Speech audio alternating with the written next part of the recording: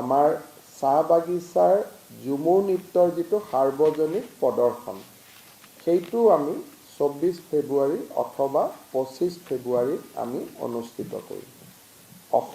অসমৰ 800খন চাহ বাগিচাৰ পৰা 32 গৰাকীকৈ ছোৱালী আৰু সেই অনুপাতে পুৰুষ সৰ্বমুঠ 7,500 নাচনী আৰু কলা কুশলীয়ে এই সাৰ্বজনীন ঝুমুৰ নৃত্যত অংশগ্ৰহণ কৰিব। আৰু ইয়াৰ বাবে আমি ডিটেইল গাইডলাইন বনাইছোঁ।